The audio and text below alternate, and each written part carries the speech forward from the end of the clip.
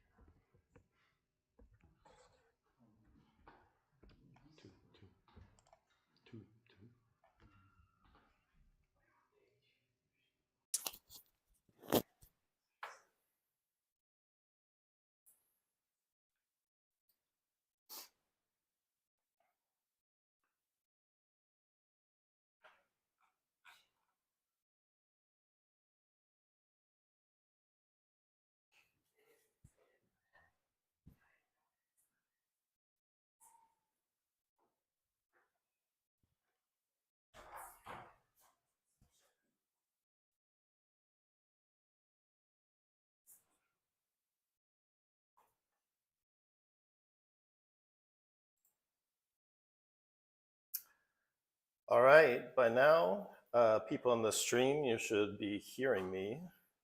So let me know if you, I see Daniel waved in the stream. So let me know if you're not hearing me. Everything should be good. I'm going to give just a couple more minutes. We have one more student who may arrive here in Sweden.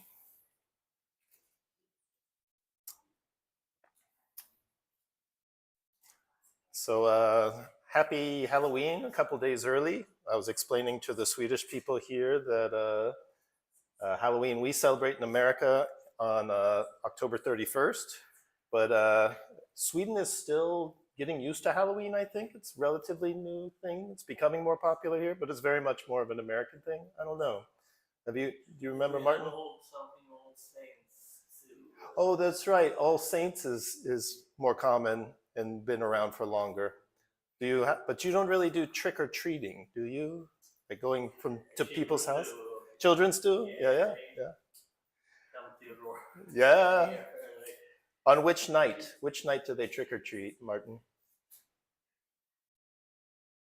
My first thought is that we do it on a Saturday. Saturday? Yeah. Mm-hmm.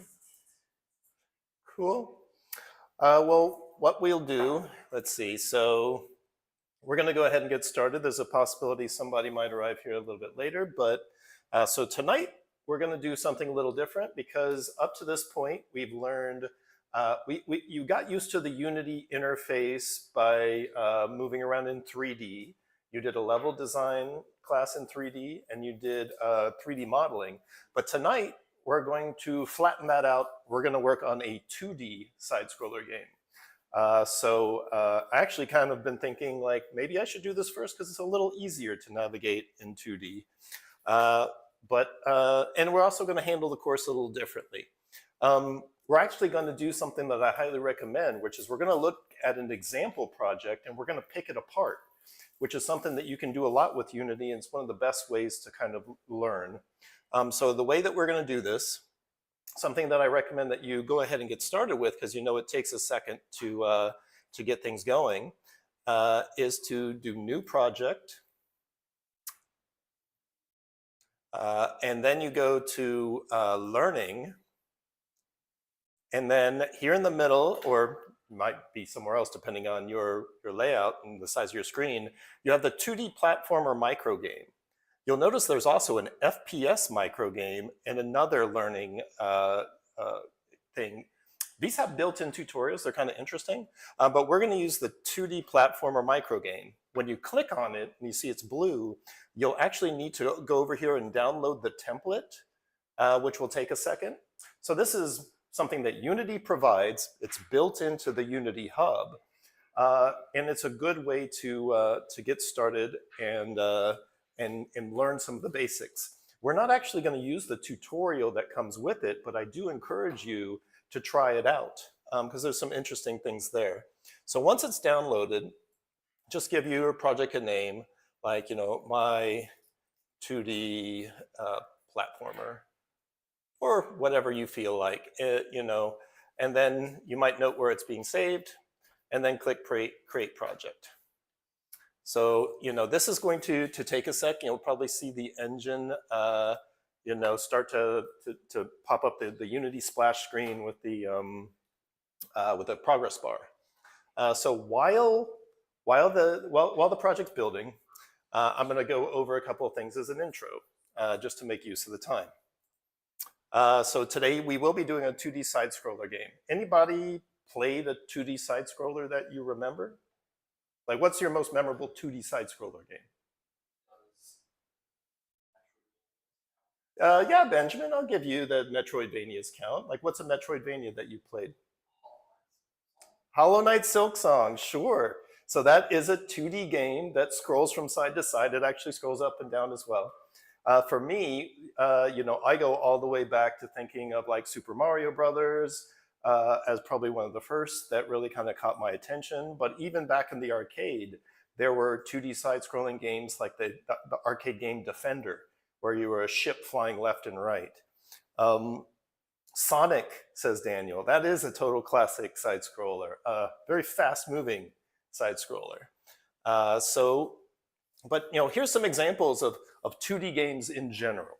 So, like I said, Mario's a classic here, but you also have like Vampire Survivors here. Candy Crush is a 2D game that's played mostly in the UI, but it's 2D. It's made entirely in UI space. This old school game Galaga is still one of my favorites from the arcade. That's how old I am. You've got Balatro or Balatro, which is super addictive roguelike game. But you also have games that are more like adventure titles, mystery games. So you can actually do a lot with 2D.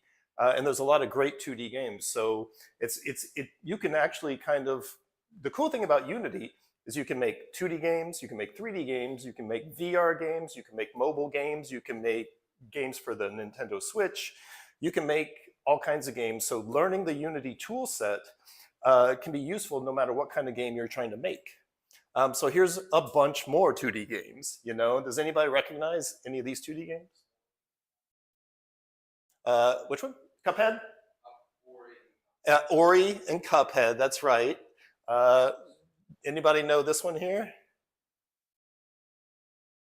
So that is Into the Breach, which is a really great tactics game. Here's Dave the Diver, Stardew Valley, Terraria, of course, Mortal Kombat. I think this is Advance Wars. And I don't even know what this one is. Maybe somebody else does.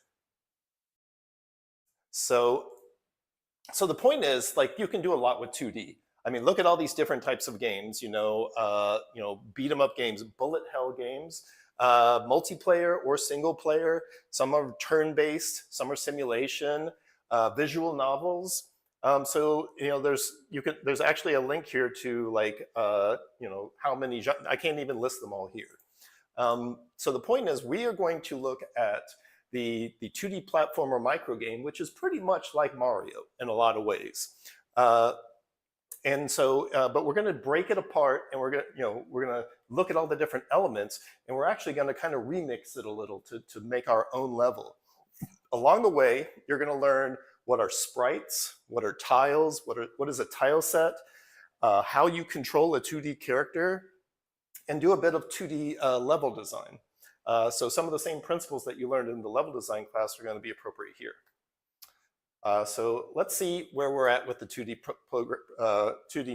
platformer microgame. When it's ready, this is what you should see. Now let's see, it says, I've got something that says, my project has compilation errors. I'm going to ignore that and just go into it and see what actually happens, which is a little weird. I think I may have used an older Unity engine. Anybody else seeing compilation errors? See, in a moment, I'll be able to see what it actually is complaining about.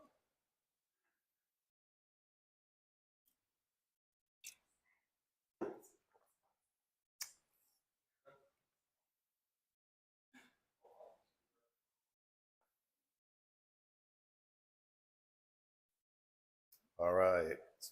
So we got 4 people in the class here. We've got 5 people on the stream.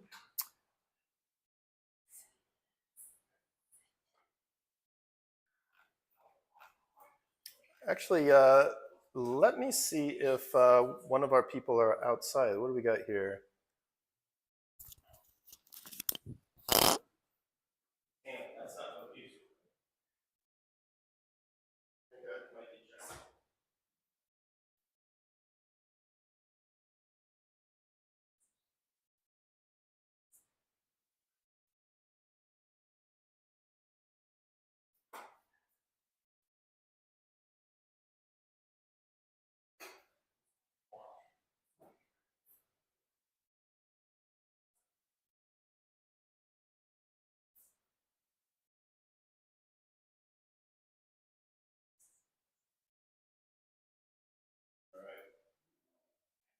Do we know who Tan is? There might be somebody for the stream. All right, let's see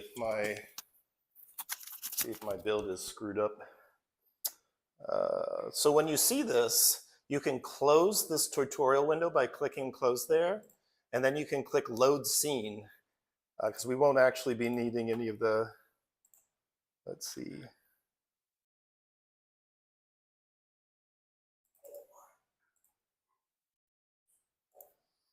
So I have a sprite atlas does not contain a definition for stuff. Let me try something else. So I'm going to, so I think that what I should have done is should have made sure that I was using this. So 2D platformer microgame. Interesting, it's got a different, I'm gonna go ahead. So I'm gonna be a little behind you, but I'm gonna count on you to keep moving forward, and we're gonna use my presentation. So I think we can still continue while my build is waiting. So, all right. So what we're gonna do is something very different. We're actually gonna dissect this thing. So the point is, if you are going to like start to pick apart an existing example game, it's a really good idea to first save a copy of the scene that you're working in. A scene is a level, and a game might have multiple scenes. And so the scene that you start with, is in the scenes folder, and I think it's called like sample scene. But what you want to do before we get started changing anything, the first thing you should do is do File, Save As, and then double-click your scenes folder and give it a name like My Scene or something and save it. And that way we won't, if anything gets messed up with the scene that we're working on, we can just delete that scene, go back to sample scene, and create another copy. And that's the smart way to make sure that, like, you minimize any damage that you might do. Yeah, Benjamin. Mm-hmm. Oh yeah. So click instead of assets. I mean, you can technically put it in assets, although actually, I mean, assets scenes would be better. Can you click the drop down there? Assets, and then over here, is there scroll down to you see scenes? Double click there.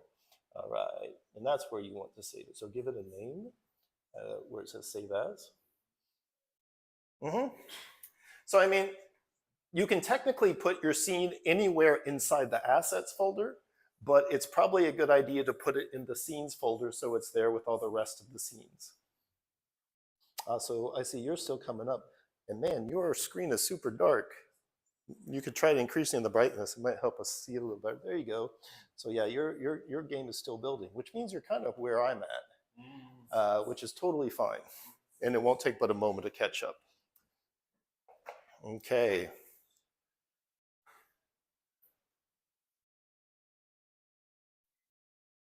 So we're going to give everybody an opportunity to catch up.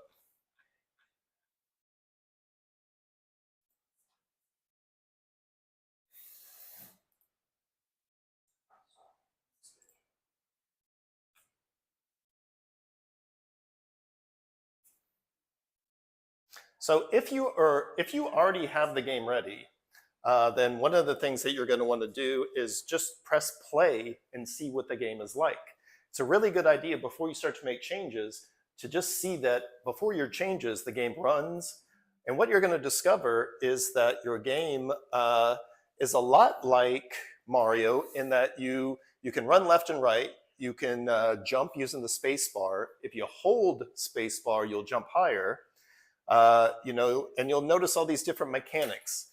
If you touch an enemy, you'll die and restart. If you fall into a gap, you'll die and restart. If you jump on an enemy, just like the Goombas in Mario, you'll defeat them. But if you touch the side of the enemy, you'll die and need to restart. You can collect these tokens, these spinning gems. If you manage to get all the way to the end, I'd be pretty impressed. Then you'll get to a yellow door on a house, and that's like the end of the level, which you just kind of give yourself a thumbs up. It doesn't actually go on to anything next. But you'll notice that if you collect some tokens or you kill some enemies, when you die and restart, they're still gone. So it remembers. Things are persistent. So yeah, and if you are at home or if you happen to have a gamepad, you can actually plug in your gamepad and control this with the gamepad as well. Which for me, I really suck at platformers using the mouse and keyboard. So I actually kind of need to use a game controller for that. So, all right, let's see. All right, I'm looking better. No compile errors so far. It says it's compiling sprites. Oh, so yeah, there's a challenge here, which is like there's an alien hidden in this level somewhere that you can get to if you know the trick. And so I'd be pretty impressed if you, one, can get to the alien, and two, can actually make it all the way to the end of the level. Because I found that quite challenging as well. Whoever laid this out did a pretty good job of making it difficult. So let's see, Martin, yours is still. It's a bit. Maybe my computer. That's okay. So maybe I. Oh, it's coming now. All right, so. Maybe it was this game. So did you open the? I opened some clown thing.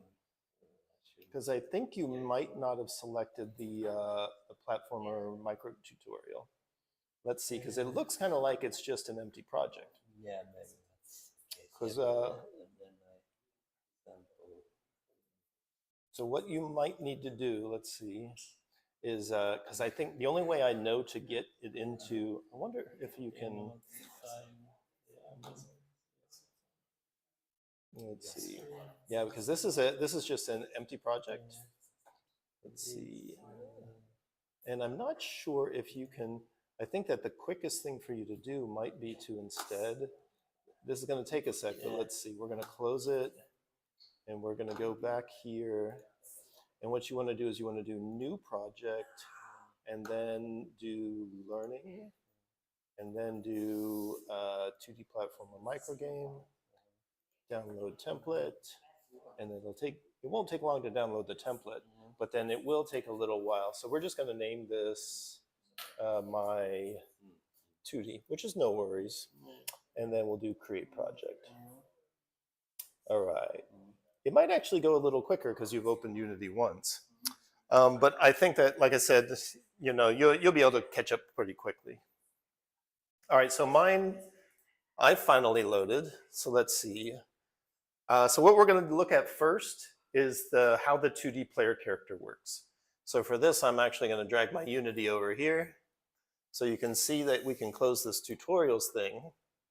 And I think some of us have already discovered this, which is that, all right, when you open a 2D project, you can click the middle mouse button and drag to go left, right, up, down, panning around like you did before, but you can't actually rotate around in 3D.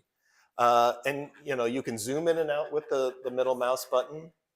Now here's the thing is that your game is already in 2D mode up here when you start. Now here's the funny thing is like this game actually is in 3D. If you click that 2D button, you'll discover that like actually this is just an ordinary 3D game that happens to be locked into a 2D perspective. So Unity is still a 3D engine underneath it all.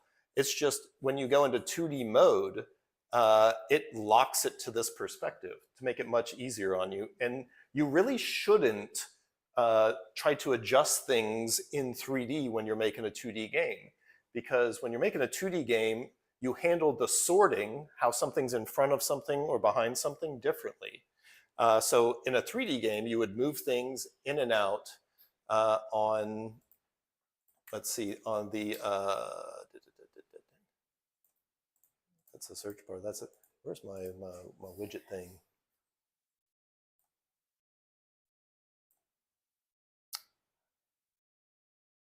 Oh, where's my toolbar of toolbars? This is the toolbar of toolbars, right? Yeah. It's probably because, it won't show up because I'm in 2D mode. Or I was looking for the thing that shows you the orientation, the widget that does that. In fact, I bet you I can find it.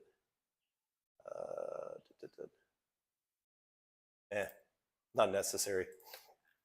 But the thing is, a lot of the things that you've already learned are still completely the same way that you remember. So remember that you have a project window here that has all of the things that are in your project.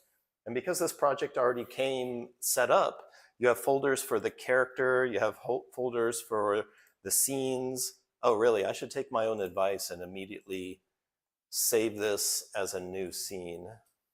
I just moved something. There we go. So I should give this my 2D scene. So there we go. But look, I've got prefabs. There's some prefabs that already come here. In fact, the player is a prefab and the enemy is a prefab. So there's all of the things that are in this project are in the project window.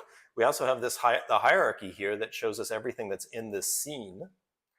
And we'll go through these bit by bit. But like, for example, when we click on something over here, the inspector shows all of its properties. So we already know all that stuff. So our navigation is still the same. The hierarchy and the project and the inspector work the same. So it just happens that, like, the main difference in 2D mode is just this button that locks us into a 2D view. So, oh, you're very close. Excellent. All right, so when this is done, you can click load scene,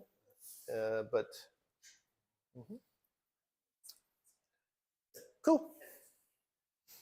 All right, so did anybody manage to find the alien? Yeah. It's a little easier to find him when you're in the editor here looking in the scene view, because yeah, he's hiding down here. So now that you know where he is, can you press play and get to him?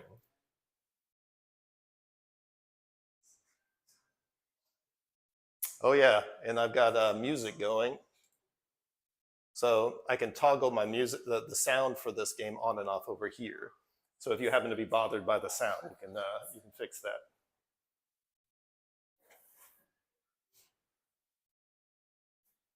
So yeah, what you'll discover is that if you run over here, you can actually jump through the wall and push back and get to the secret area with the alien. Although sadly, nothing special happens other than, the alien could at least say hi. But then when you run back out, you're kind of stuck here too. You can fall to your death, but then you'll respawn. So we'll see, okay, I can collect things, I can jump. All right, Mark, yeah, load scene, exactly. And the other thing you can do is you can right click on that and click close tab. That way you don't have to deal with it. And that's just an expected message. So now what you want to do is you want to do File, Save As, and then go down to until you get to the Scenes folder. And it's like one step up. You missed it by just slightly. There you go. Double click on Scenes. And now give this scene a name. This is the one we'll be working in. And again, being able to save the scene means that, all right, if I were to completely screw things up and delete multiple things in here and then, oh no, my scene is ruined.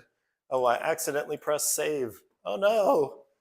What I could do is I could go back to, I could say open scene, go to the original sample scene, save another copy again. I could even save as over this one and replace it.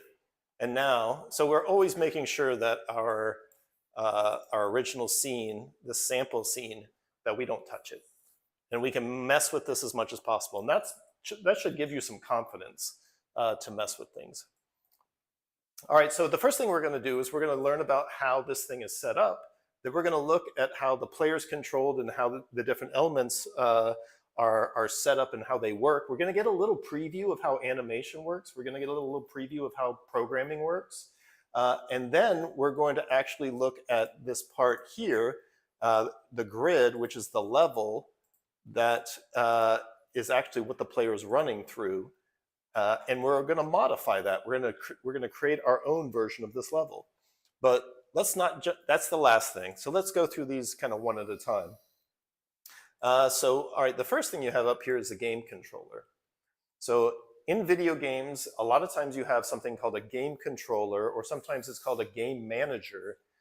And that kind of controls the high level things like the wind state, maybe managing the audio or managing the user interface to have the, like, for example, this thing controls the tokens. It has some player controls. And it handles controlling the audio and controlling the UI screens. And speak of UI, the UI is currently hidden, but remember, I mentioned that if you go into the game, actually, this is a super useful thing to do. While the game's playing, pull this game window over to the side so that you see both the game and you see the level. And notice that you can totally run, while the game's playing, you can run back and forth and see your player move both in the level and here in the game. And you can even do things like click on the player. You see you have them selected in the level, and you see you have the player's stats and stuff in the player controller. Now look, if I hit escape, this UI comes up. You see now here the UI canvas over there is lit up. If I hit escape again, you see how it changes color in the hierarchy to show that it's enabled and disabled? Now, one of the cool things that you can do with Unity and a number of game engines is what's called live editing, which means you can make changes while the game is running. So for example, all right, you're running back and forth like this. Now make sure that you have the player selected in the hierarchy and look at the player controller script. Now you see you have something like jump takeoff speed and max speed. Why don't we try, you see if you put your cursor over max speed and you get these arrows left and right, that means you can click and drag to make that number go up or go down. Now what if we take that max speed and push it up to like something like 7 or 8 or 9? All right, I'm going a lot faster. You know, or I could bring it down to like very low and I'm going painfully slow. And you can even tap on max speed and press 3 to get it back to where it was before. And then if you've got your, if your game's making sound, you can click the mute button up here in the game window right here. So the point is, like, you can adjust some of these properties to tune them. You know, something a lot of game designers are usually the ones responsible for the tuning of the game and adjusting these kind of things. Maybe you decide that actually a speed of 5 is more fun, more exciting. Maybe you want to see how far you can push it, and you make it 20 and you immediately run into something in respawn. So try adjusting max speed and this other value, jump takeoff speed. Jump takeoff speed is going to tell you how, when you hold on shift, I mean a spacebar rather. If you tap spacebar, you get a tiny jump, but if you hold spacebar, if your jump takeoff speed's higher, you'll jump higher. In fact, if I make this really high, I'll jump so high that I go outside of the camera and fall back down. Meanwhile, if I make jump takeoff speed really low, I'll actually prevent the player from jumping high at all. And there's another value here that's relevant, which is the gravity modifier, which the gravity modifier, you might think it would affect jumping up, but actually it affects how quickly you come back down. So with gravity modifier set to 1, I come down like this, but if I were to like double that value, you see I come down much quicker. Now let's, you know, when you tune something, you usually want to push it as far as you can initially to see, you know, you don't make small changes. We double and half it. We make big changes. So you see, when you really push this gravity modifier up there high, you see that when you go up, it doesn't affect it much, but it pulls you down much faster. And it might take you a while to figure that out if you kept bumping it up a little bit, a little bit, a little bit. So if you don't see anything change, make something go up really high and see how that affects it. So spend a little time to play with max speed, jump takeoff speed, and the gravity modifier, and see how that affects the game. And can you still play it? Is it better or worse? And I'll give you a couple of minutes to do that, just so that you have that chance. And remember, if you have your game window separated from your scene, you can watch them both. And it can be interesting, you know, you can even zoom out your game mode and you can see where you're going to next.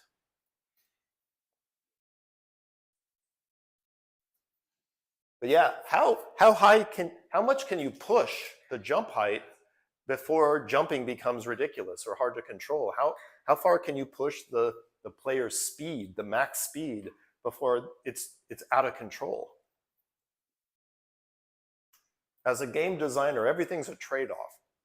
You might think it's funner to just make things go faster, faster, faster, but that also affects what challenges you can expect the player to overcome.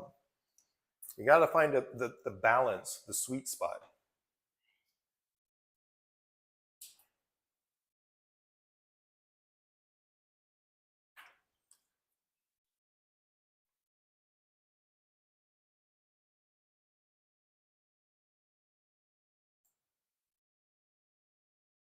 All right, I do see Jessie now, so I'm going to go run and grab her and let her.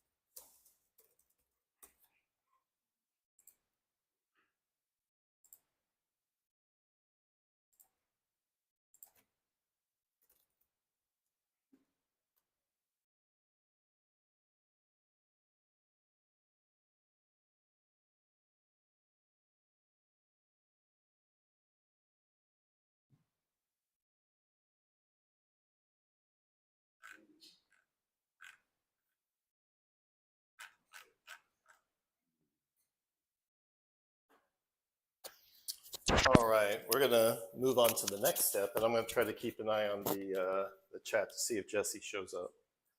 I think we might have missed her by 10 minutes. All right, so now you've got an idea of being able to tune the player's controls. So, you know, one of the things that you can actually do, actually, what I should have pointed out to you was if you are in play mode and you make a bunch of changes, like, ooh, gravity modifier 2.5 is best, and max speed 5 is great, and actually I like a strong jump takeoff is 10, and you get that exactly the way you want it. The best thing to do is to actually take a screenshot of your changes, because what's going to happen is that as soon as you stop playing, they go back to the original values. So, and that's intentional by Unity. It's not a bug. But so what I've done, what I tend to do is I use Windows key Shift S to capture a screenshot of the changes, and then I can set them. If you set them when the game isn't running, they'll stay that way. But if you make the changes and then stop, you've lost them. That only applies to like things in the hierarchy. If you make a change to a prefab, they'll actually stay. But that's a common gotcha that you should look out for. All right, so let's see what else is actually in the scene. All right, so we have the player. We also have this one of these enemies. See, there's an empty game object that they put all these enemies in. You notice that they're blue, and that means that they're prefabs. And that makes sense. If you actually click select here in the inspector, you'll jump to the location in the project where the enemy is at. Another thing that you'll notice is that there's these patrol paths. And you might have noticed when you play the game, some of the enemies just kind of sit there and kind of jump up a little bit, but some of them move back and forth. So for example, this guy just sits there and jump, but this guy's going back and forth. In fact, he got me. And so the way that happens, if you're like me, chances are you don't have your widgets turned on currently. Let's see, which is actually one of the tools. I'm going to close this draw modes. Let's see, I'm going to hide that. So if you see here, so let's see, if you have the view options opened, if this here isn't blue, you're not showing the gizmos. If you click it, you'll see that it shows gizmos. It shows things that are really about like level designy kind of things. And now you'll see this yellow thing, the patrol path that is associated with this enemy. In fact, it's the first patrol path here. So if you turn that off, you won't see it. Turn it on and you will. You'll also see these humongous icons that can get in the way. If you click this down arrow next to the gizmo button and reduce this 3D icons thing, then it'll make those much smaller so they don't get in the way, which can be really useful. But you'll see that these patrol paths, you can actually adjust them. So if you're like, it's kind of unfair that this enemy runs all the way up over here, you can move these to adjust them. In fact, you can even move the entire thing. If you move it up, it won't really change it. It kind of just maps it to the ground below. So enemies, if we click on the enemy and we look here in the inspector, it's got a transform, which every game object has. It just tells its position and scale and rotation. It's got a sprite renderer, which is the 2D picture that it renders. It has an animator. We'll talk about this in a second. It has a rigid body 2D and a capsule collider. Those are part of the physics system, and that's how it knows how to collide with things. And it has this custom animation controller script. But what I finally get down to is the enemy controller script. And that's a script that connects the enemy to their patrol path.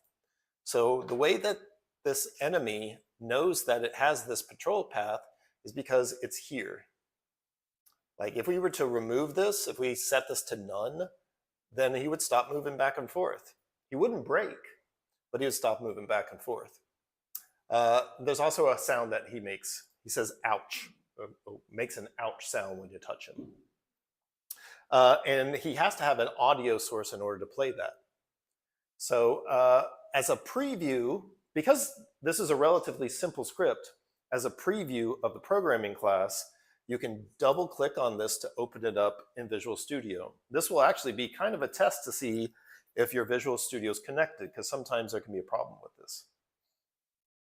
But we're not going to get into it very deep. But what you should see is that your script, your enemy controller script, should open up in Visual Studio, and it looks like this.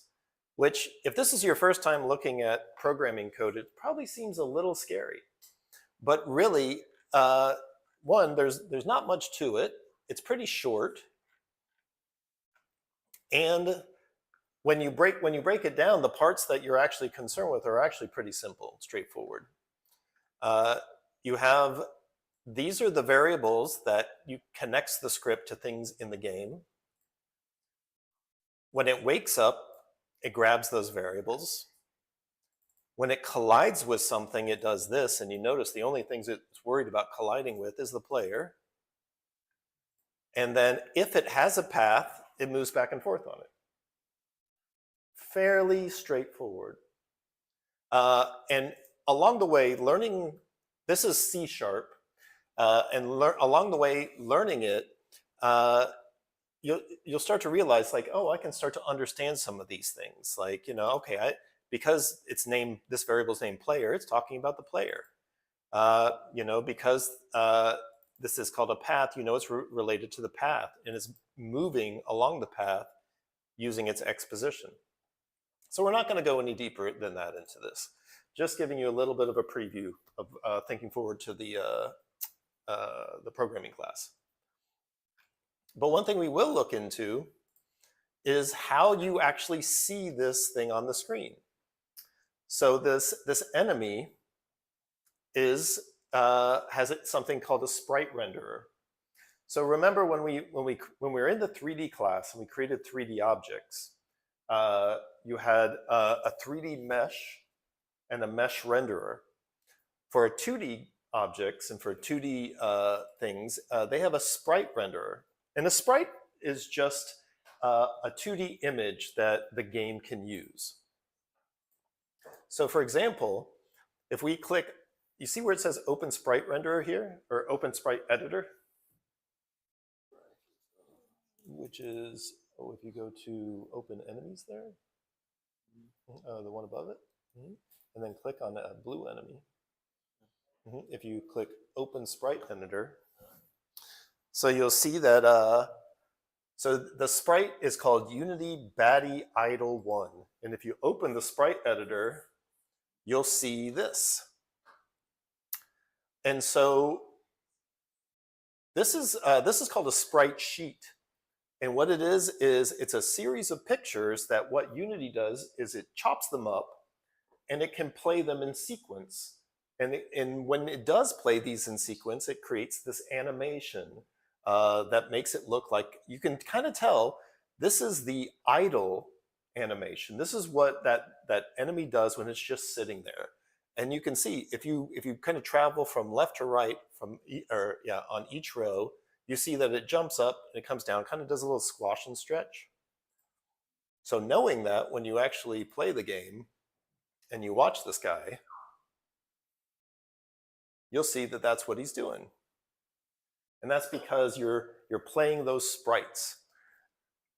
And so you have a sprite sheet for his idle. An idle is usually when an enemy's just sitting there doing nothing. But there's other things that this enemy does that he has different sprite sheets for, and he'll switch between those. And the way he does that is with his animator. So an animator, if we double click on where it says controller, the animator for this enemy is this graph where you can move between idle, run, hurt, and death. So each one of these, this is called an animation state machine. It'll move between animations. And you'll see that we have these different enemy animations. We have enemy death, enemy hurt, enemy idle, and that corresponds to idle, hurt, death, run. And you see we also have animations for the player. So this animator will switch between these animations. And that's something that is, a 3D game and a 3D character running around in a 3D world uses exactly this. It uses an animator to switch between the different animations. If we were to open up the player's one, so the player here, if you click on it, his is a little bit more involved. He's got player run, player jump, player land, spawn, death, hurt. And so if we go back and play the game, we'll notice that, when we are, actually, this is kind of interesting, is that when you're playing as the player,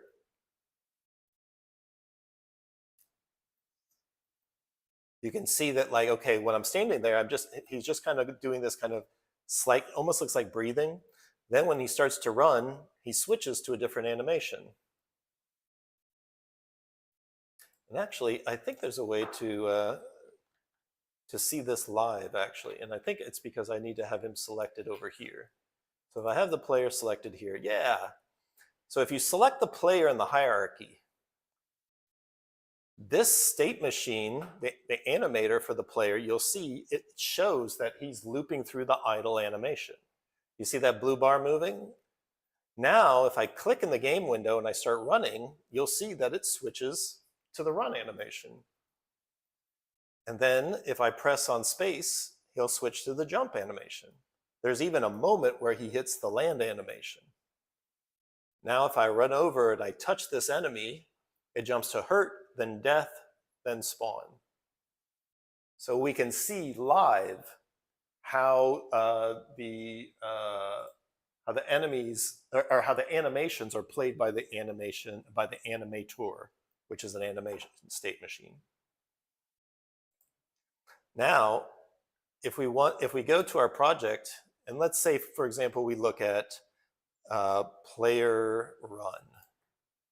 If we double click it, it'll open the animation window.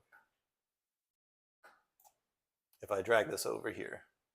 So the animation window shows you, so the animator showed us all the different animations and how they're triggered. The animation window shows us a specific animation. So in this case, we're looking at the player run animation. You can see that here. And if you open this up, you can see that you can actually see tiny pictures of that player run. You can even drag on the timeline. If you wanted to see an example of what this looks like, you can take the player and drag it down here into the bottom part of the inspector, and then press play as a way to preview your animation. So in a later class, we're actually going to do some simple animations ourselves. We're going to animate some rotations on objects. We'll animate a door opening. But for right now, I just want to kind of give you an example of the point is less about what I'm teaching you and more that you can poke around in these example projects and see how they work. And that's a really useful way of learning. So we've talked about, we talked a little bit about the game controller, that it's some scripts that control the game. We talked about the player and adjusting some of the player's properties, tuning some of them. We looked at the player's animator. We looked at one of his animations. Let's see, we looked at enemies and how they get on the patrol paths. Another thing that's relevant for the player is that as the player moves through the level, they're being followed by a camera. And there's actually a couple of things here that involve the camera. You see there's a main camera here, and there's also this thing called CMVCam1, which if you click on it, you see a bunch of color on the screen. Now, so a lot of the time, in the most simplest version, you're only using a camera to follow the player around. But there's this thing called the Cinemachine package that adds a bunch of extra tricks that are useful.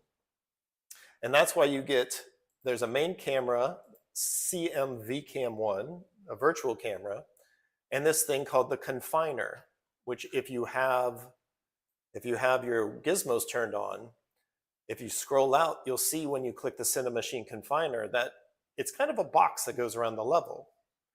The confiner makes sure to keep the camera inside that level. So for example, when you were jumping really high and you jumped out of the camera, that's because the confiner kept the camera from following you further up. And that can be really helpful to just make the camera look more polished.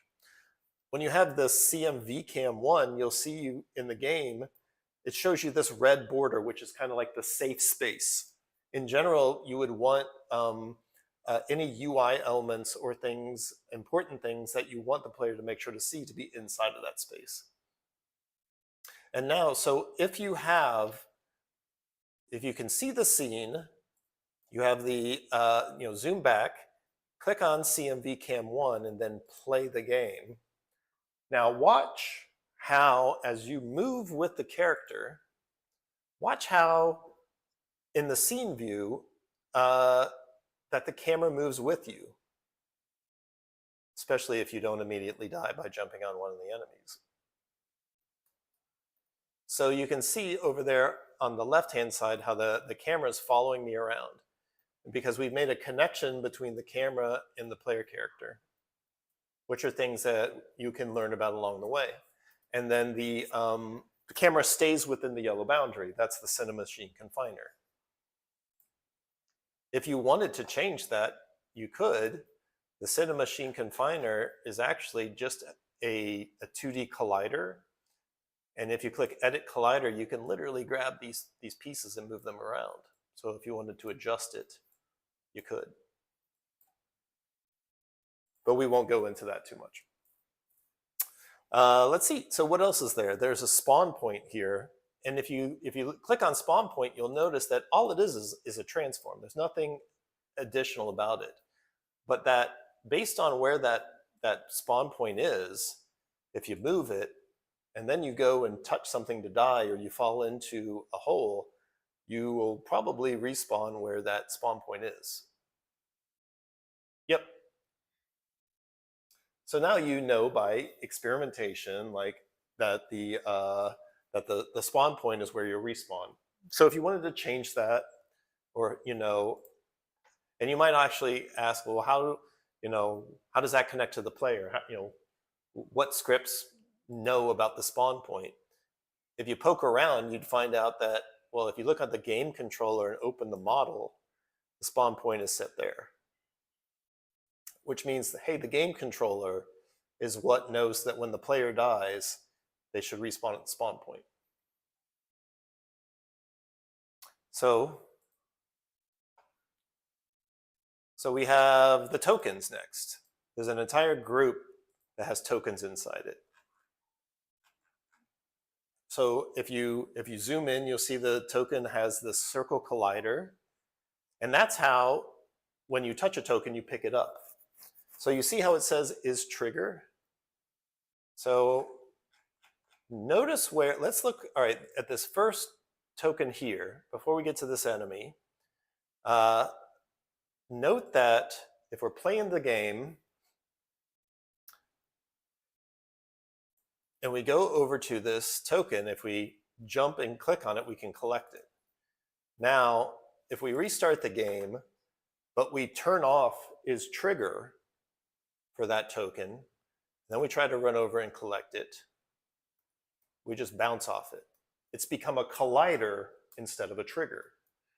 A trigger is how you generally allow something to like pick something up, or like for a bullet to hit something and then disappear and be affected. So you're by playing around with this, you can kind of see the difference between a collider and something, and a trigger. And you also see that, like, all right, these tokens, the tokens actually aren't prefabs, which is kind of curious. You might expect them to be. You totally could make them. The thing is, since they're not prefabs, if you change one, then none of the others will change, which could totally be problematic. You might want to make tokens prefabs instead for that purpose. Whereas for an enemy, if we go into this enemy prefab, if we double click or if we click this here, so in prefab editing mode, or if we go to prefabs enemy and double click it, if we make changes here, it'll affect all the enemies at the main level, which is why it's useful to have things set up as prefabs. So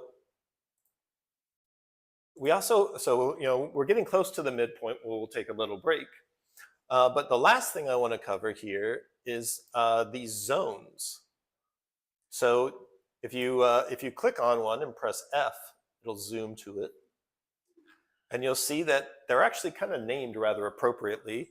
You have these 4 different death zones, and you see that they're placed in a way that if the player falls through a gap, that they will touch one of these death zones.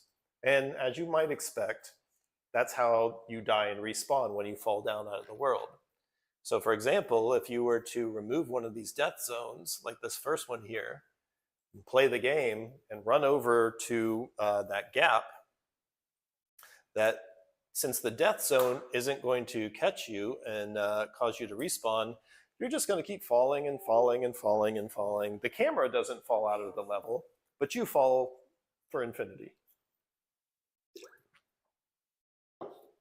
Yeah, the camera's gotten to the corner of the Cinemachine confiner because you've kept falling and falling and falling. In fact, all right, let's see if we can even find the player. So the player is like still falling way, way, way, way, way far back. All right, still falling, still falling, still falling, and will fall for eternity. So, you know, that's kind of important.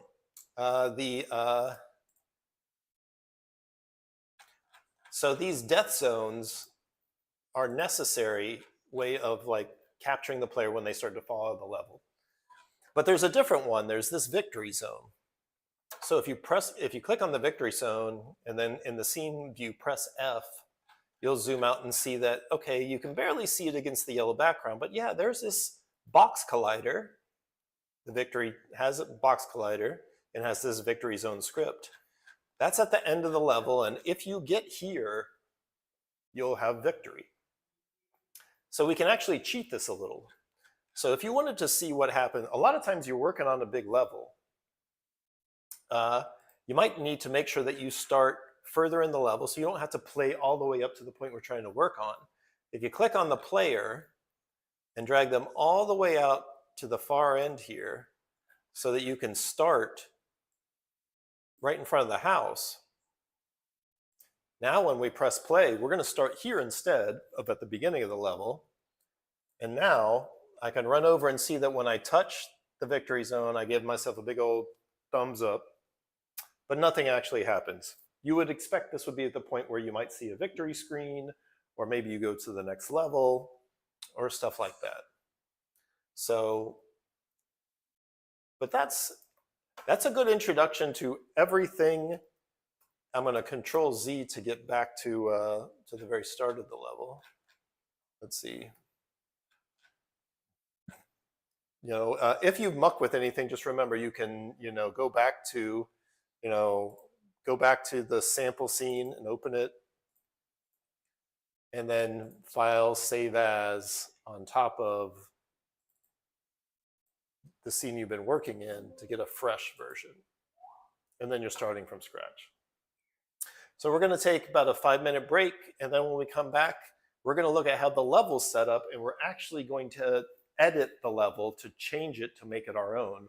And we'll talk about tiles and tile sets. So cool, we're taking 5.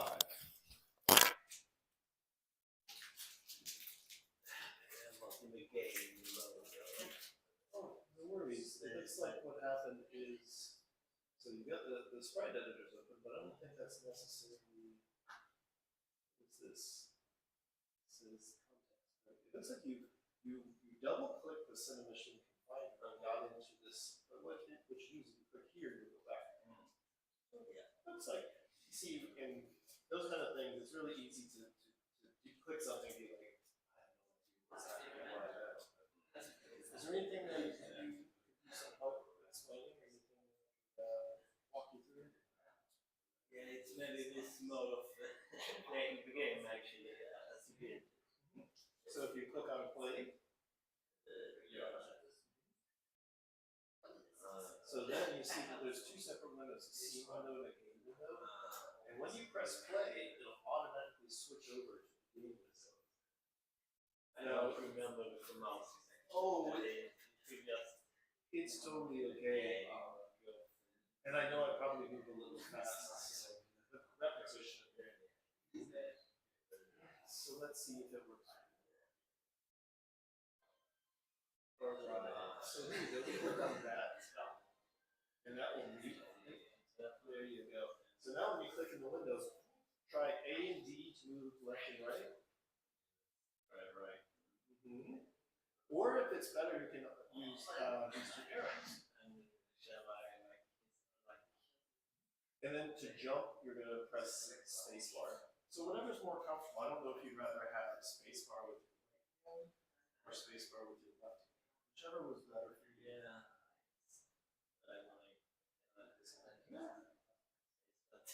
Yeah. Let's see what happens.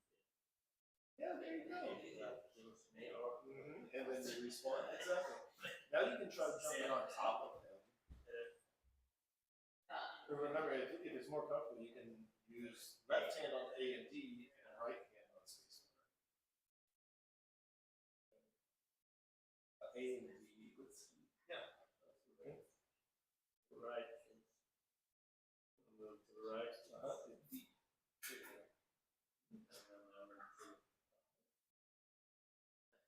So with spacebar, if you tap it lightly, it'll only make a little jump, but if you hold it, so try tap and pull. So the longer you hold, the higher it'll go.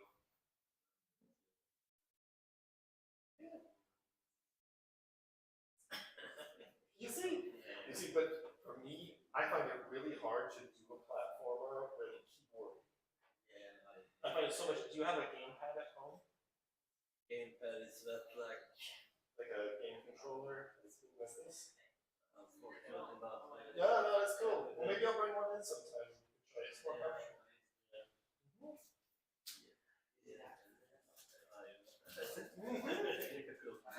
Well, here, yeah. Oh yeah, exactly. That one you're gonna have to hold. You're gonna have to run and hold. And then I mentioned too that if you want to see, if you pull this over here, then you can see both your level over here at the same time that you see the game. So you can see they're actually moving over here. So now if you go right, you even see yourself in the level. And that could be really useful. Cool. I'm going to run to the bathroom and I'll be back in just a second. All right. By the way, God, if you want some water, there's water here.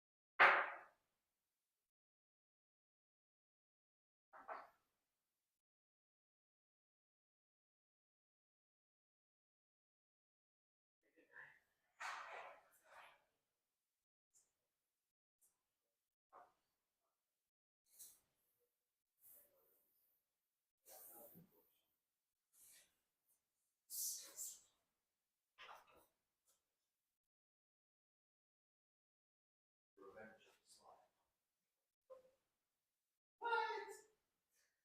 Nice. Well done. You see, that's exactly the kind of hacking I'm taking.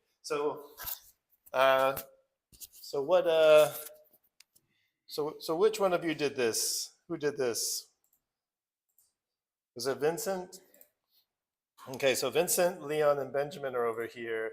And Vincent figured out how to swap the sprite of the player with the sprite of the slime. So he's controlling the slime and jumping on top and killing the player. So that's exactly what I'm talking about. These example projects are a great way to have something that already mostly works, and you can try to just hack away at it, change things, see what, don't worry too much about breaking it, because at the worst, what you could do, delete the project and create a new project using the 2D platformer microgame. And it goes the same for that FPS microgame. Just try them out, pick them apart. The tutorial will show you some of the things and how they work. But yeah, I mean, that's a really great way to learn, essentially. And I highly recommend it. I'm going to get rid of this. All right, so up to this point, one of the things that we noticed was that, okay, well, there's a sprite is a picture that is what makes up the player and these the slimes, the sprite renderer. Like if we were to go to, if you click on this and you find it here, you could double click it and it'll actually open up the picture itself. You could draw this. You could draw each one of these and bring them in and have it animate.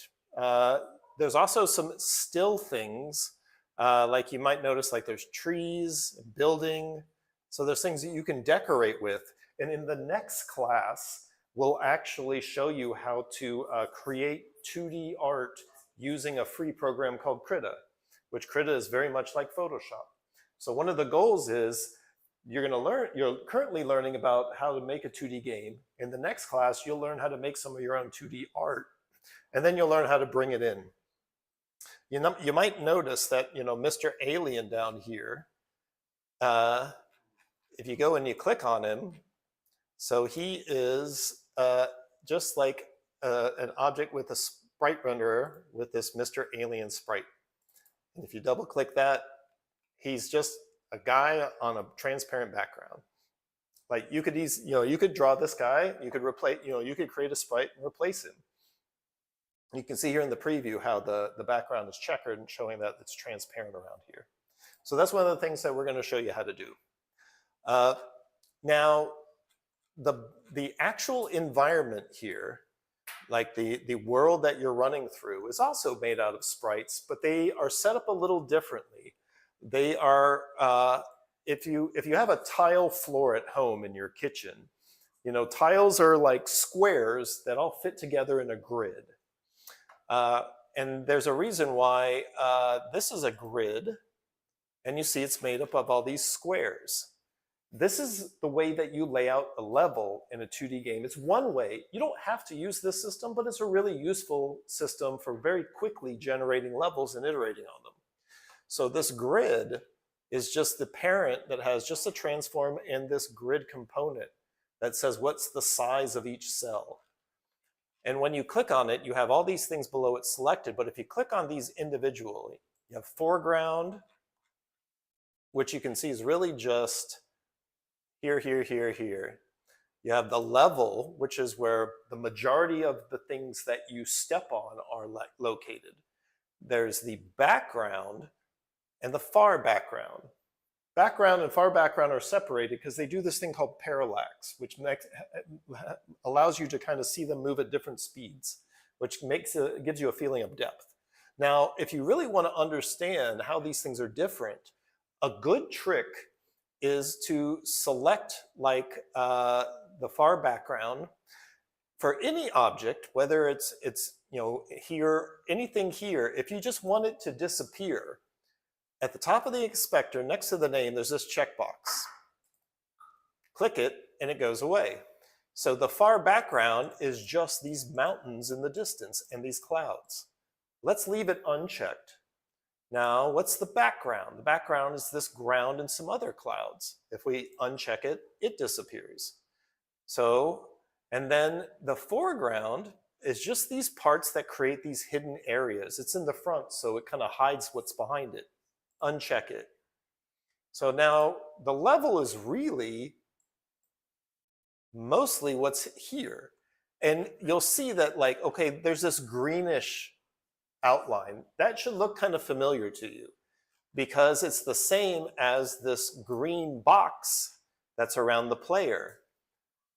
Or if we look at an enemy, there's this green circle.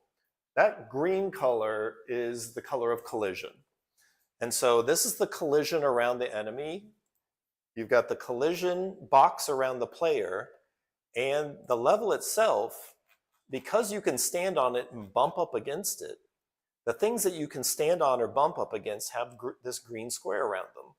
The things that you won't bump up against, like this tree, this shrub, or this picket fence, they don't have that. And so these are tiles. Everything here that you're seeing in the level is placed in the level as a tile. And you can actually make changes to that, and that's exactly what we're going to do. Actually, what we'll do first to kind of clear things up is we're going to click on this enemies box and hide it and do the same for the tokens. And that just, now what we're looking at is essentially just the things in the level. I mean, the aliens there, you could technically hide him if you wanted. But what we want to do is we want to focus on the level. So actually, and when you hide it here, it also disappears in the game itself as well. So now the way that you edit the tiles here, let's say you wanted to change this level to make it your own. Maybe you wanted to create your own level and try out your own level design chops. When you have level selected, you'll see here in the lower right, there's a button that says Open Tile Palette. If you click on it, you'll have a pop-up window that looks like this, Tile Palette. It's useful to dock this over where the inspector is. And then it's kind of squished up here. If you put your mouse over here so that you get this up-down arrow and pull it down, you can also scroll out. So, you know, an artist's palette is all the colors that they use to paint. That's what a tile palette is. A tile palette is the things that you can use to apply to the scene in this grid. So you might notice that these tiles here look just like these ones in the scene already. So not only do we have our palette, the things that we can make a level out of, but we have these tools along the top. And that's how we that's how we work on the tile, the grid in the scene. So for example, if I scroll back, if I click on this first one, it says select an area of the grid. So you see it turns blue to highlight it. Now if I hold down the left mouse button and pull it over this level, I'm selecting, I think I'm selecting that. Yeah, I hit delete, and I just deleted most of the level. I can click and drag to delete that. So it's not really showing you terribly well what you have highlighted, but essentially by selecting things and clicking the delete button, I've removed all but the very beginning of this. In fact, and this works on these other things. I can click here and delete that, click here and delete that. You'll notice if I'm trying to delete this tree, if I click here and click delete, it doesn't work. You kind of need to have most of the tree selected. Same goes for this, this fence. So essentially, click and delete until you have only pretty much like a little starting area to work with. Now, if you play the game, you'll see that this is your world.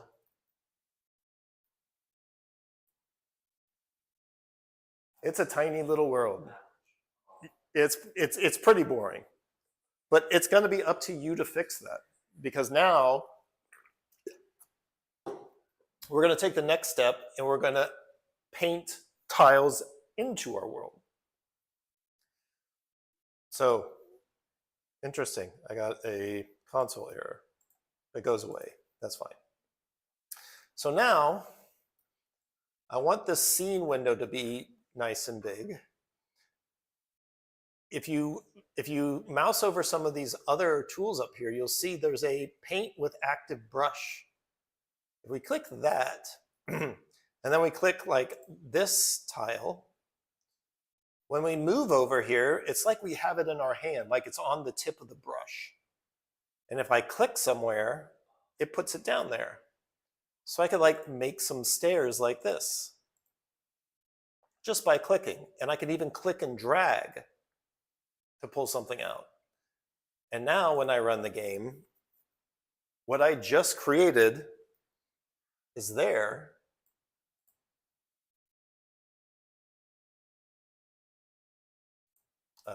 pause somehow. And then I bump up against it. I can jump, and I can climb it. And of course, if I fall off the side, maybe I'll hit the death volume. I did, and I respawn. We might need to reposition our death volume as we do this, but that's a little bit of a... So some other things I should show you before I set you loose to kind of employ your creativity here is that let's say we want to quickly fill in a large area. You see this here says paint a filled box with active brush. So if I click this, and then I click this here, actually click that first, then click this. Make sure it turns blue. Now when I click and drag, I can actually lay down a pretty large area to fill these things in. Oops. I can Control Z to undo a mistake. So now you see that like, well, tiles are usually designed to work a specific way. Yeah, Benjamin. Mm-hmm. Yep, you just got to scroll. Yeah, if you don't see something in your tile palette, you might need to scroll out pretty far and or move it around. This tile palette isn't particularly organized well and has a lot of dead space. You see? But even big things are in there. So for example, if you want a floating, let's see, if I were to go back to my selection tool, select these and hit delete. If I want like a floating, challenging jump here, I could select these three with the paintbrush. Now I can place a platform like this, or two. If you want a long platform, place the first one, then grab this middle one, draw it as much as you want, then grab the last one. So that's the basics. Now I'm going to give you a little time to just try this. So play around with the notion of being able to select from the tile palette. So let's see. So for you, you want to click Open Tile Palette. Actually, before we do that, click on Enemies, and then click this checkbox. Because, oh no, the check? Yeah. One more. No, the check, this thing here. Oh no. You wanna click. Let's see. You want to click this thing. So that's how this is essentially hiding. And so if you hide that, it's going to hide all the enemies. Then if we go down here and we click on tokens, now you use the mouse to click this. So I want to hide. Exactly. And so now that those are hidden out of the way, let's scroll back up so that we get to where the grid is. Now click where it says click foreground. You're going to hide the foreground. And then click background. You're going to hide the background. And then you're going to do the same for far background. There you go. So now all you're seeing is the level. So now if you click level, and if you scroll back, so you can see the whole level. Here you go. So now click Open Tile Palette. All right, and so this is floating. If you grab it there and then put it here, there you go. Because you don't really need the inspector right now. You might want to pull this a little to the side to see more of it. So if you put your cursor, there you go. Now click and pull that way. There you go. And do the same here, but pull down. So you see that line right there? There you go. All right, so now there's tiles in there, but you can't see them. Put your mouse over there and scroll it backwards. Yep, exactly. Keep going, keep going, keep going. And now you'll see things. So the things that we want are kind of hidden over here. And the way you're going to get to them is you click and pull to pan in that direction. So click down with the middle mouse. And then drag it to this side. It's the same way that you navigate in this window. So those are the things we're looking for. So then, Oh, did it? Sometimes it sticks or doesn't let go.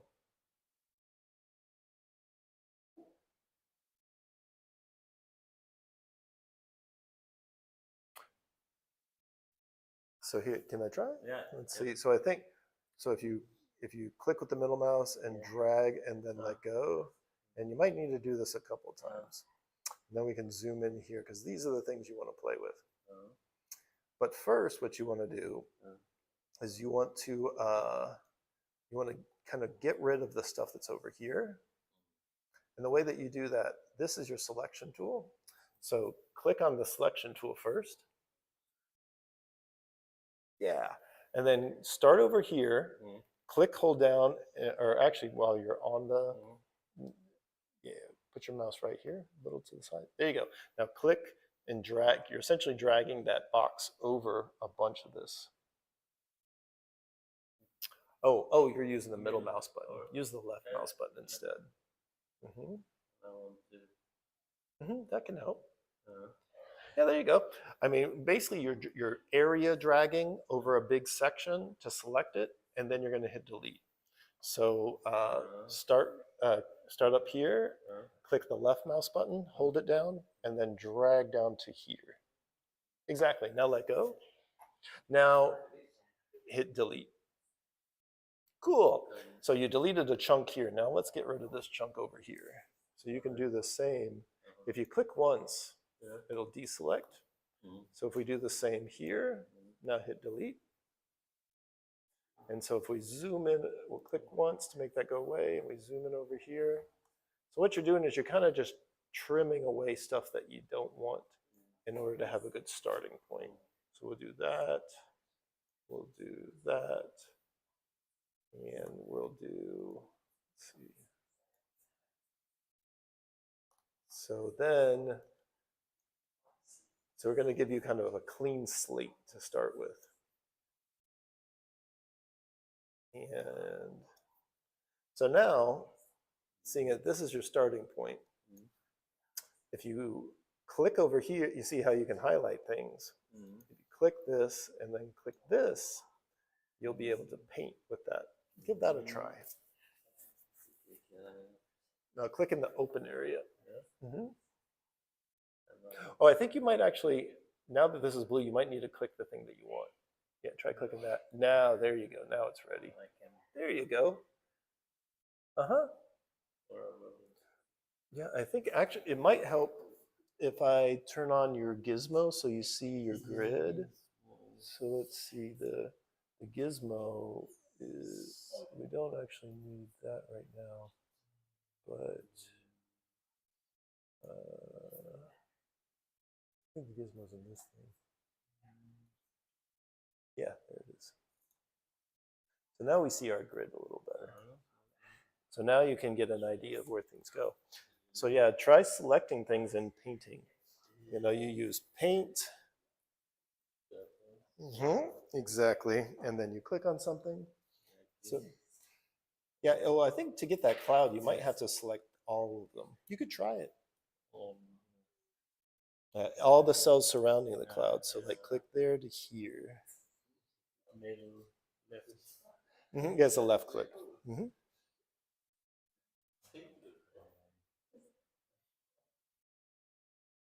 If I want to extend this. I don't think you can make it bigger. So I think that's probably, yeah, try that. Now move your cursor over here. Oh, you have it. So now move it around to where you want it and then click it. Or do a lot of them. Although you can Control Z to undo if you have a problem.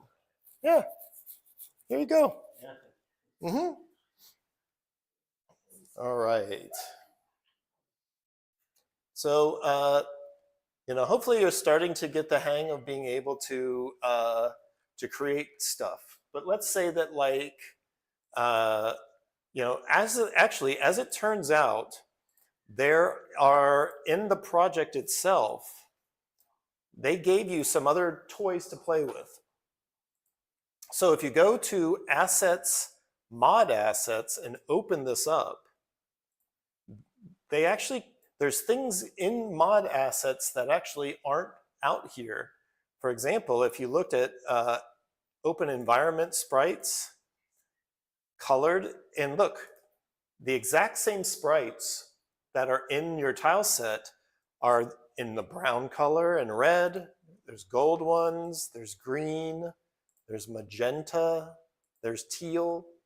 And let's say you wanted to use these. You're like, man, blue is pretty boring. If only I could use these cool looking teal tiles in my level. And you actually can. The easiest way is just to add them to your existing tile palette.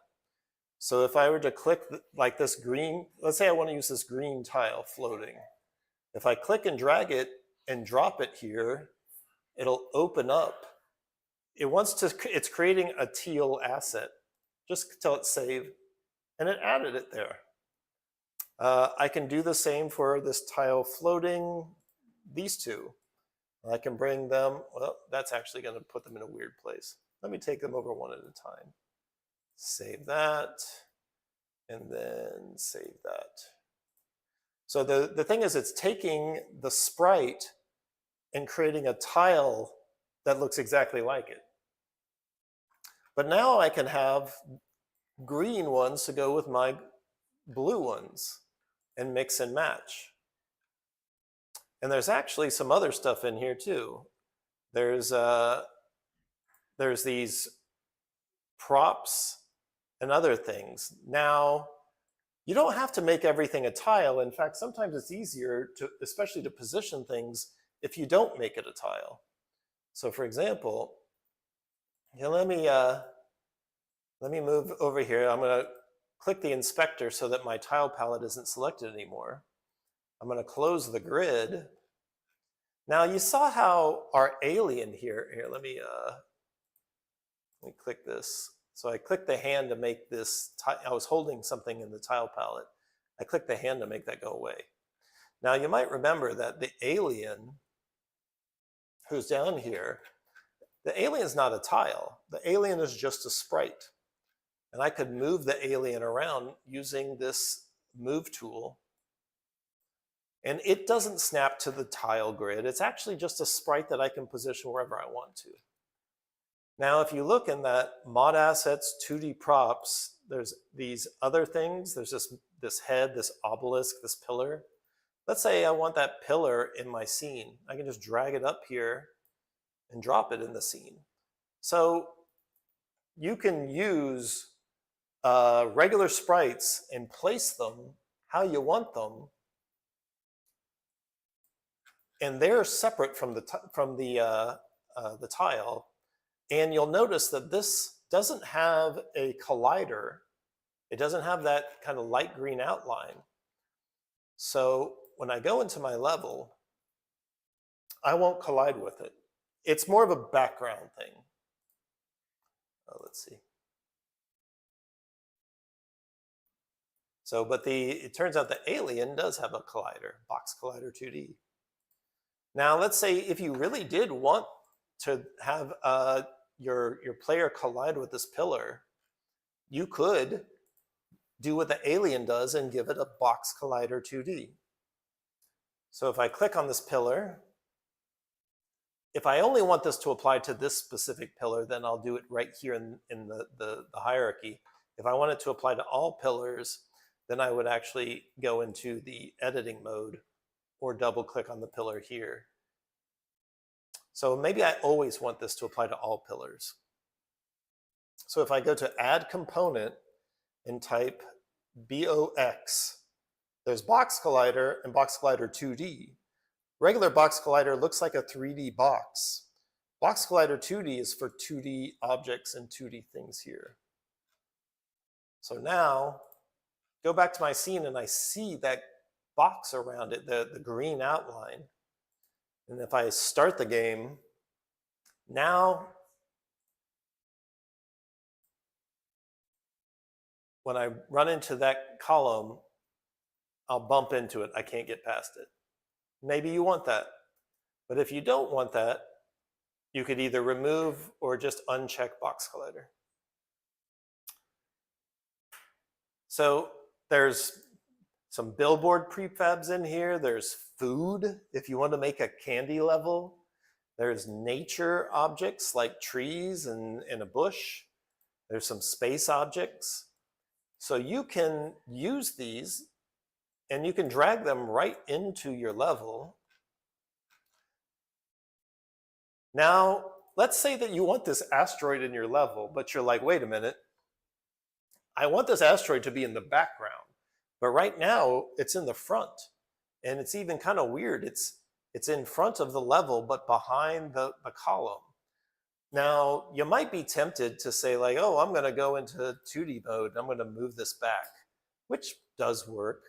But it's a very bad way of handling 2D because 2D games use something called sorting that actually is a better way of solving this. And it's actually pretty easy, which is if you select your asteroid, look at the sprite renderer, order in layer has a number. If I were to like pull this so that it becomes negative, it moves backwards. Or if I push it so it's a higher number, it moves forward. So you can see that I can adjust the order in layer to put it behind other things. And if you look at the pillar's order in layer is 0. You know, the alien has order in layer of 0. I mean, if I wanted the alien to be in front of the pillar, if I make him order in layer 1, he's now in front of it. Now, where's the player? So the player's sprite render is order in layer 5. So the player will be in front of everything that is lower than it. If I wanted, you know, so the player is going to move in front of the alien because his order in layer is 5. The alien's order in layer is 3. Interestingly enough, I think I must have clicked something that automatically pauses my game when I go into it. So let's see. Oh yeah, I'm hitting the collision around the pillar. What if I just get rid of the pillar? So now I can see, oh, the alien has collision too. So now, okay, you can see that the player is in front of the alien.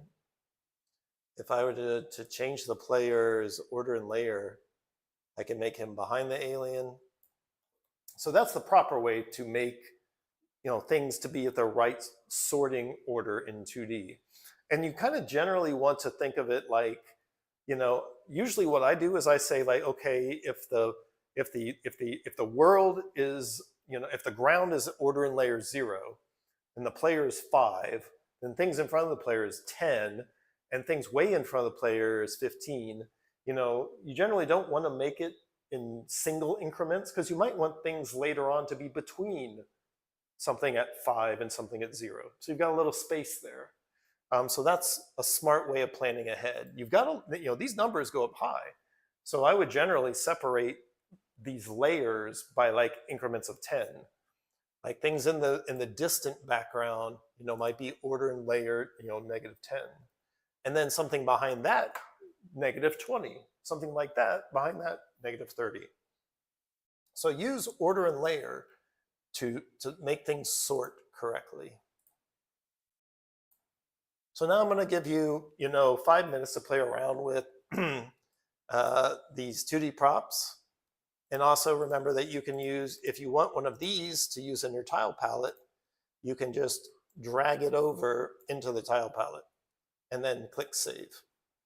Now I can already hear myself getting kind of hoarse, so I'm going to give you 10 minutes to work on that. I'm going to help some people around here if they need anything. And drink a little water.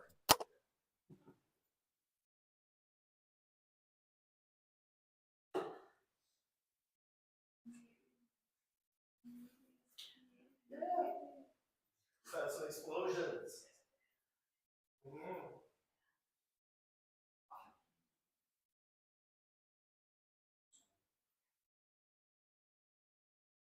Any questions, Mark? Yes, where are you with this asteroids? Absolutely. So if you open up bot assets, see the triangle next to it. Now if you go down to open 2D props, and then click space.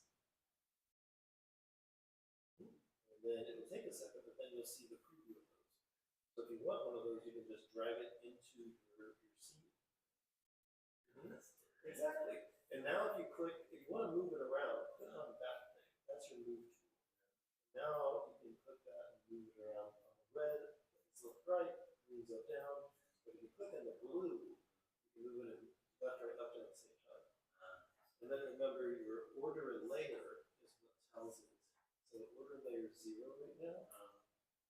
So if you want it behind the other stuff, you make it negative. You drag it, make it negative 5, 10. There you go. So remember, you can also use, you can duplicate things, you can rotate them. I'll make sure that the screen goes through. So don't forget that you can use all the same tools that you were using in 3D with these 2D sprites and such. So for example, I can take this asteroid and I click my move tool and I move it around. I can also use the scale tool to make it smaller or bigger. I can use the rotate tool to rotate it. I can also, do like Control D to duplicate it. So if I wanted a variety of these things at different sizes that looked kind of organic because they were rotated different ways, then I might duplicate it multiple times and move them around. And you don't even have to, you can even, do like a non-uniform scaling and such like that. So you could create a whole, you could be like, oh, this thing takes place in an asteroid belt. And so that's why the background is full of all these different asteroids. And maybe you don't like this pillar, just hit delete to remove it. So, and then one of the things that's actually very often used in this 2D mode, it works with 3D too, but it's actually designed for 2D, is this rect tool. And that gives you the ability to stretch things on their sides or from a corner.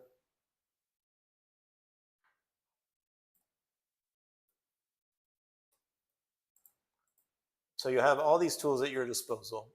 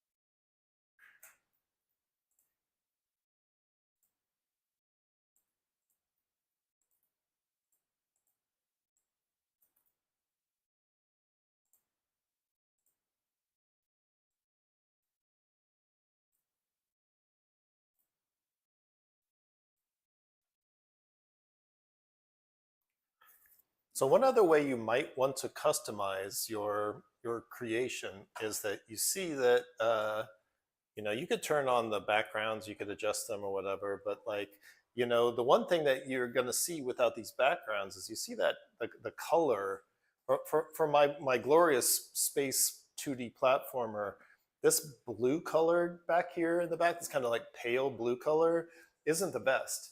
That color actually comes from a setting on the camera. So if I go to the main camera and I scroll down, you see under environment, there's a solid color background. Now for me, I'm thinking that I'd like this to be more kind of like a dark grayish. So you can change that, and now when I'm running my game, I now have a solid color. You could also switch this to a skybox, but you'd have to provide a skybox texture. We'll talk about that later. But it's probably easiest to just adjust the color. So now my cool space 2D platformer has a appropriately dark background. So I can go and talk to an alien. I can run back. I've got a pillar here that keeps me from running off the side. But no, it doesn't, because my pillar doesn't have the box collider on. I'll fix that. So yeah, that's why you play test. But let's say, okay, you've got things to where you like it. You've saved your game. You've play tested to see that it's an okay experience, and maybe it's a good idea at this point to get some feedback. Let's see.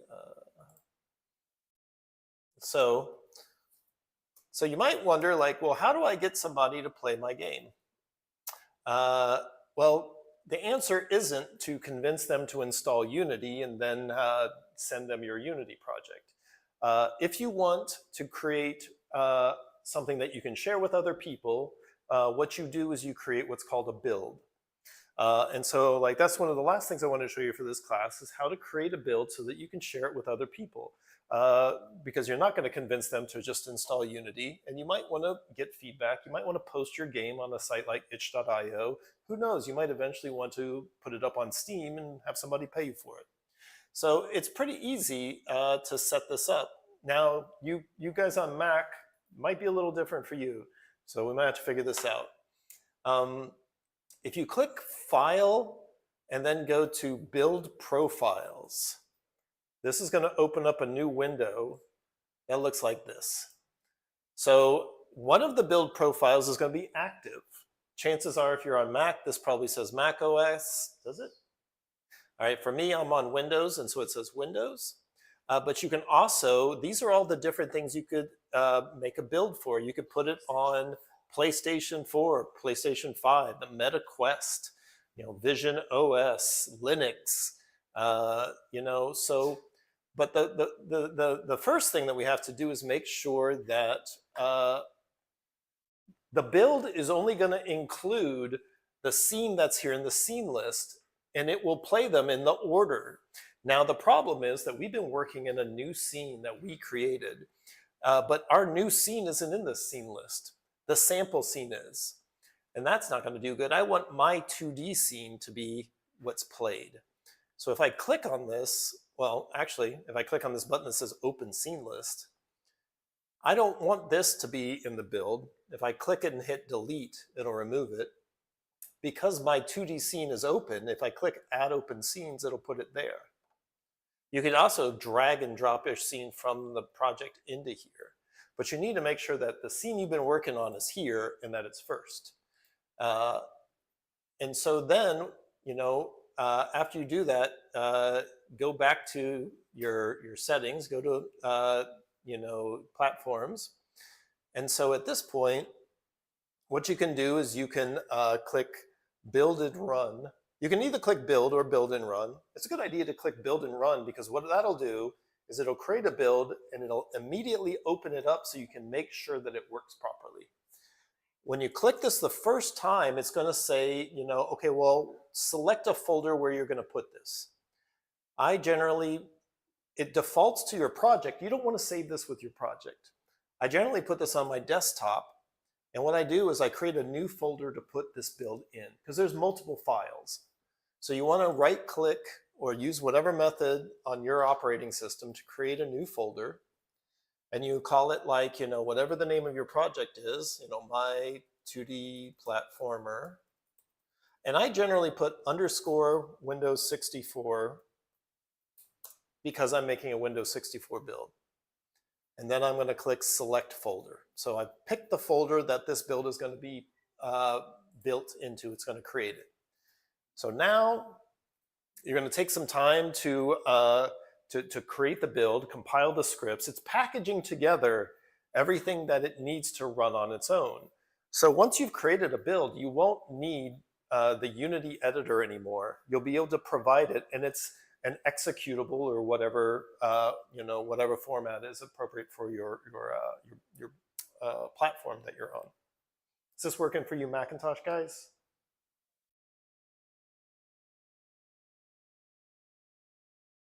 So let's build.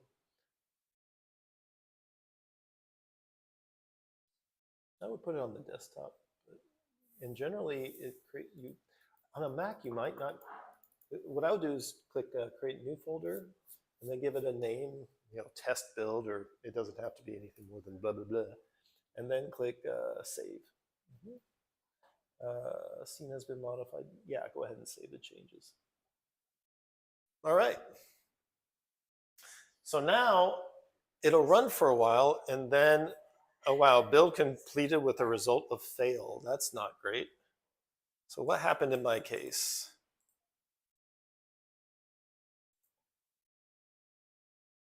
Three errors. So I'm not sure why my build failed. Let's try that again. Try and just press build and run, see if it happens again. Yeah, all right, error building player 2 error, argument, and I'm with the same key. Oh, so it doesn't like the fact, I think I created a problem with one of my, when I was adding things to my tile set, I think I actually created a problem. I wonder if I do build profiles and I try to just use the regular sample scene, see if I can, let's see, project scenes. So it looks like creating this tile set meant that I created a problem for myself. Let's try this, or no, that goes there. So, nope, that completes with arrows too. Wonderful. So for some reason, it's complaining about this dictionary, and it's probably because, let's see. So it's entirely possible that I have borked my demonstration. But what will happen if you haven't screwed your thing up the way I did is that, let's see, if you go to your desktop, let me see if I can find an example. So I actually have a game that I'm working on called Spectrum. This is a build that I made for it not long ago. So, if your build completed successfully, what would happen is you would find that there are a bunch of files that get created, an exe and some others. And the exe would be what you would run in order to run the game. But now if you want to share this with other people, sharing with them a folder that has a bunch of files in it isn't terribly useful. It's much better if you can package it up into a single file that you can send to somebody. So usually what you do is you take this, and if you're on like Windows 11, you can compress to a zip file. If you're on Windows 10, you could use a folder like WinZip or WinARJ. But ideally and I'm not sure what you would use to compress on a Mac. I think it's like gzip or something. But you see, if you zip up the file, if you zip up that folder, you have a single file.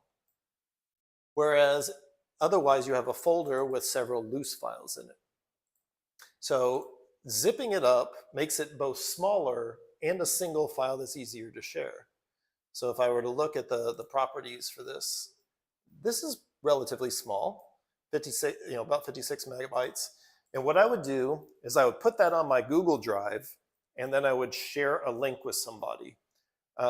The thing about your Google Drive is you need to make sure when you're sharing a link that you set it to the permissions correctly so that people, let me see if I can give you an example of permissions for a Google Drive thing.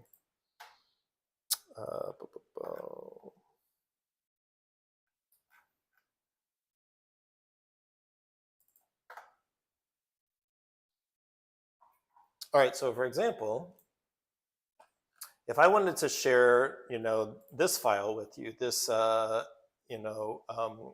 schedule or something, let's imagine that is your file that you want to share, your single file that you dragged into Google Drive. Heck, let's actually do it. Let's take that zip file. Let's drag it into Google Drive. It'll take a moment to upload it. And it finished uploading. And so now it's here. Here's your zipped up file that you want to share with your friends. You can share it by clicking share, but right now it's restricted. Only people with access can open the link. Then they'll have to ask you for access, and you'll have to go in and give them access, and that's a pain. And it's not really, it's something that it's a lot easier if you just go ahead and say, anyone with the link can download this file. Then you copy the link. That's so much easier, because then I provide you with the link, and then you click on it, and you get this. It's probably going to say it's too big to download. You click download, and then you can download anyways, and then it comes down, and they've got your file. So yeah. So now I can open up the zipped up file, and there's the game, and they can run the exe that says the name of the file. So that's the best way to share. And not really sure what went wrong with my, I think that what went wrong with my build is that there was something weird about me adding things to the tile set. And that created that dictionary problem, which is why it's a good idea to try things out early on. Hey, there's another pro tip, which is don't wait until you've made your entire game to create a build for the first time. It's really smart, as soon as you have something early on, create a test build. Is there any reason why this thing would break? And it's a good idea to once a week make a build to make sure that, okay, if it ever breaks, if it ever won't make a build, at least it hasn't been more than a week worth of changes. So that's a very smart thing to get into. So we talked about the player character and sprites. We talked about tiles and tile sets. We talked about creating a build. So I totally suggest that you, try to do this. You can use the 2D microgame example that we saw. You can use other example games. You can get assets from the Unity Assets Store and try some of this. Because what we're going to do in the next class is I'm going to show you a bit of how to make your own 2D art using a program called Krita. And then we're going to import art that you create here in the class into Unity, because I want to show you how you get things that you make into Unity to make your own custom games. Because if it's one thing to make a game from somebody else's assets, or to make a game from things you download from the Unity Assets Store or with Unity stuff. But you're gonna, at some point, want to create your own stuff and get it into Unity, whether it's 2D art, or it's 3D models, or it's your own writing, or your own sounds, or anything like that. I mean, there's places you can go to get free assets in cheap assets. I have a presentation here that I was going to give, but I probably will just skip it for today because we're out of time and we've learned a lot. It's time to let your brain soak it in. And so let's see, is there any final questions before we wrap up for tonight?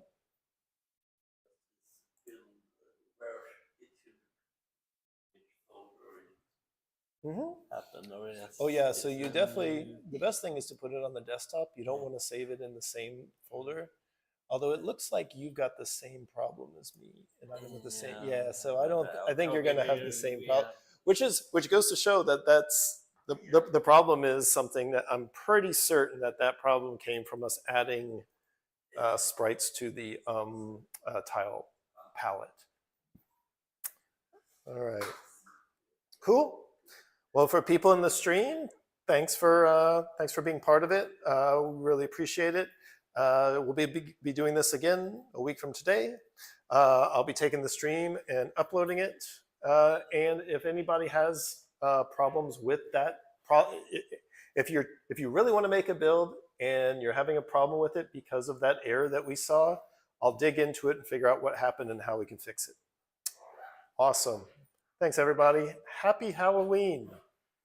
I'll see you again next week.